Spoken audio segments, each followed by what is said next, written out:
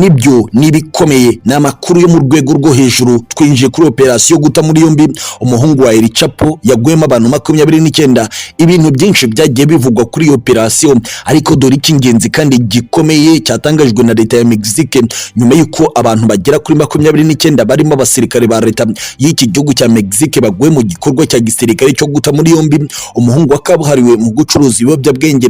Chapo. Ovidio Guzman uzwi nka El Rato cyangwa The Mouse Imbeba yafashwe kuwa kane akuwe mu majyaruguru ya leta ya Sinaloa ajyanwa mu mujyi wa Mexico mu ndege ya gisirikare mu murwa mukuru w'iki gihugu cya Mexique. Akimara gutabwa muri yombi, agatsiko k'abagizi ba nabi kazwi nka Sinaloa Carta kahoze kayobowe na se w'uyu muhungu Chapo gafatanyije n'ibindi byihebe bikomeye barwanyije inzego zishinzwe umutekano za Mexique, batwika imodoka ndetse banafunga imihanda izengurutse leta ya Pacific Coast. Minisitiri w'ingabo wa Mexique Cisco Sandoval yavuze ko iyi mirwano yagwemo abasirikare b'iki gihugu 10. Ati abasirikare bacu baburiye ubuzima bwabo muri iyi mirwano ikomeye, ndetse n'abandi bagera kuri 35 barakomeretse bikomeye bakomerekejwe n'amasasu yarashwe n'ibyo byihebe. Uyu musore ashinjwa gukomeza ibikorwa bya se Chapo ufungiwe muri Leta Zunze Ubumwe za Amerika, aho yari umucuruzi ruharwa w'ibiyobyabwenge mpuzamahanga ndetse anayoboye agatsiko k'abagizi ba nabi ba Sinaloa Carta. Igikorwa cyo guta muri yombi Ovidio Guzman y'imyaka 32 gusa y'amavuko kibaye nyuma y'amezi 6 ari gushakishwa bikomeye nk'uko byatangajwe na guverinoma ya Mexique. Kuri ubu yamaze kugezwa muri gereza ya Altiplano iherereye i Mexico mu murwa mukuru wa Mexique. Leta Zunze Ubumwe za Amerika itegetswe na Joe Biden ubwa yari yashyizeho miliyoni 5 z'amadolari ya Leta Zunze Ubumwe za Amerika ku muntu ushobora gutanga amakuru ya nyayo ashobora gutuma Ovidio Guzman atabwa muri yombi. Ariko kandi ku rundi ruhande, abasesenguzi n'abakurikiranira hafi iby'ibiyobyabwenge ku butaka bwa Mexique baganira kuri operation guta muri yombi umuhungu wa Chapo yagwema abantu 29 bavuze ko ahubwo leta ya Mexique y'ubwayo yamaze kubeshya kuko abamenyekanye mu bitangazamakuru by'imbere mu gihugu muri Mexique bakaba 110, kuko ibi byihebe byakoranye n'uyu mugabo ufungiye muri Leta Zunze Ubumwe za Amerika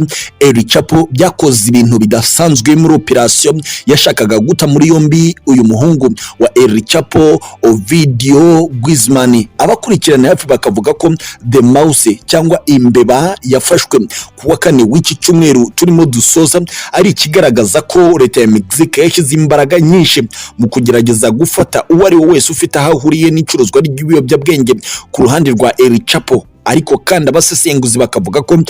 Chapo ari mu nzego z'umutekano za Mexique, ku buryo uyu muhungu we naguma ku butaka bwa Mexique nawe ntajyanwe mu bihugu by'amahanga nka Leta Zunze Ubumwe za Amerika, aho bukera uyu muhungu azongera gatoroka. Kandi natoroka bizabera bibi umuperezida utegetse iki gihugu cya Mexique n'abashyizeho operation yo gufata uyu muhungu wa Chapo. Gusa kandi bikavugwa ko Chapo agifite amaraso ye mu nzego nkuru z'iki gihugu cya Mexique ndetse n'ibihugu byegereye iki gihugu nka Leta Zunze Ubumwe za Amerika, dore ko byigeze no kuvugwa ko uyu mugabo Chapo yatorotse Leta Zunze Ubumwe za Amerika mu buryo bukomeye, gusa bikaza kunyumuzwa n'inzego zishinzwe umutekano z'iki gihugu cya Leta Zunze Ubumwe za Amerika. Gusa ku rundi ruhande bikiyongera ku bagabo benshi bamaze gutabwa muri yombi muri Mexique, aho bivugwa ko inzira yo kunyuzamo ibiyobyabwenge muri leta ya Mexique yamaze gukomwa mu nkokora n'ibyemezo bikomeye bya General mushya utegetse ingabo muri Mexique. Mbere yuko Perezida Volodymyr Zelensky aba perezida wa Ukraine mu mwaka wa 2016, ubwe mu nteko ishinga amategeko y'igihugu cya Ukraine ari kugaragaza ibibazo by'abaturage nk'umunyarwenya asetsa bikomeye, yagaragaje uburyo yakemura ikibazo cy'inteko ishinga amategeko ya Ukraine nk'umutegetsi rukumbi utegetse Ukraine. Kugeza ubu uyu munsi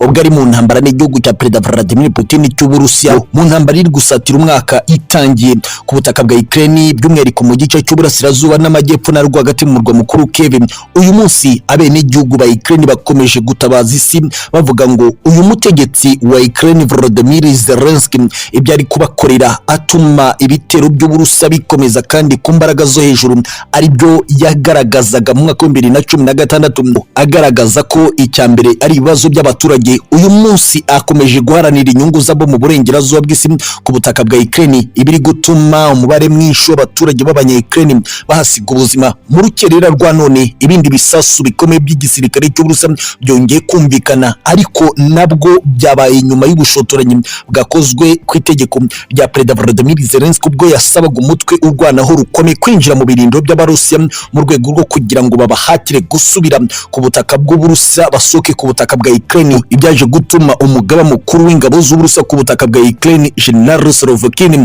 yongera kuzamura ijwi riranguruye ategeka abakuriye batayo zose zirwanaho rukomeye mu gisirikare cy'Uburusiya kwataka mu kirere no ku butaka kugira ngo basubize nyuma uwo mubare w'abasirikare ba Ukraine bari baje kurwana binjiye mu birindiro by'abasirikare b'Uburusiya. Gusa amakuru y'ikinyamakuru Belarus Partizan ari gusohoka mu kanya gato bivuzwe ko Perezida Volodymyr Zelensky yahise ahamagaza inama y'ikitaraganya y'umutekano y'abagaba bakuru b'ingabo za Ukraine ari abarwana ku butaka, mu kirere, mu mazi ndetse n'abarwanaho rukomeye mu gutegura uburyo hashobora kwifashishwa diplomasi ya gisirikare bareba uburyo bashobora gukemura iki kibazo nyuma y'amakuru yari amaze kugera ku butaka bwa Ukraine ko Leta Zunze Ubumwe za Amerika, Ubudage n'Ubufaransa nk'ibihugu bikomeye mu muryango w'ubutabarana bya gisirikare byishyize hamwe mu gutanga imfashanyo rutura ikomeye y'intwaro zigezweho kuri Perezida Volodymyr Zelensky gakomeze kwihagararaho imbere y'igisirikare cya Perezida Vladimir Putin. Amakuru agera ku kinyamakuru cy'Abongereza BBC avuga ko ubu ibintu byongeye gusa n'ibihindurira isura ubwo Leta Zunze Ubumwe za Amerika, Ubufaransa ndetse n'Ubudage bigiye gushyira hamwe ingufu mu kohereza ibimodoka by'imitamenwa by'intambara mu rwego rwo kongerera ingufu igisirikare cya Ukraine gikomeje kwihagararaho nubwo ibintu bisa n'ibikomeje kuba bibi. Igihugu cy'Ubudage cyari cyamaze gutinya ko gishobora gutanga inkunga ya gisirikare kuri Kiev bikagikururira ko Perezida Vladimir Putin ashobora kukigirira nabi, ariko kandi inyuma yaho ku wa gatatu w'icyumweru turimo dusoza Perezida Emmanuel Macron w'Ubufaransa atangarije ko ibimodoka by'imitamenwa by'intambara bizwi nka MAX-10 bigiye koherezwa ku butaka bwa Ukraine. Umutegetsi w'Ubudage Olaf Scholz ndetse na Perezida Joe Biden utegetse Leta Zunze Ubumwe za Amerika bose bazamuye ijwi bavuga ko nabo bagiye kohereza ibimodoka nk'ibi by'intambara ku butaka bwa Ukraine. Ku wa gatanu w'iki cyumweru nabwo Leta Zunze Ubumwe za Amerika yavuze ko ibikoresho nk'ibi byo mu rwego rwa gisirikare bikomeye bigiye koherezwa ku butaka bwa Ukraine bizabatwara amamiliyari y'amadolari ya Leta Zunze Ubumwe za Amerika mu rwego rwo kugira ngo bashyigikire Zelensky wagaragaje ko yihagazeho. Gusa ubutegetsi bwa Berlin mu Budage bwo buhakana amakuru avuga ko Perezida Emmanuel Macron yaba yarabahatiye gufata iki cyemezo cyo gufasha Ukraine mu gukomeza guhangana n'Uburusiya bwa Perezida Vladimir Putin. Kugeza amaginga ya ibihugu byo mu burengerazuba bw'isi byari byaririnze gukomeza kwemeza ku mugaragaro ko bitanze inkunga ya gisirikare kubera gutinya ko bashobora gukurura Vladimir Putin kubarasaho misile intercontinental zikomeye cyane zishobora gushwanyuza byinshi ku mugabane w'Uburayi. Twabibutsa ko Perezida Volodymyr Zelensky utegetse Ukraine yatangaje ko yishimiye ibi muri inama ikomeye y'umutekano igiye kuba kuri Leta major y'igisirikare cya Ukraine, ikaba yitezweho kuza gufatirwamo ibyemezo bikomeye byo kwemera mu buryo budasubirwaho ko bagiye kwataka ubutaka bw'Uburusiya kugira ngo nabo bakomeze guhangana ku butaka bw'iki gihugu.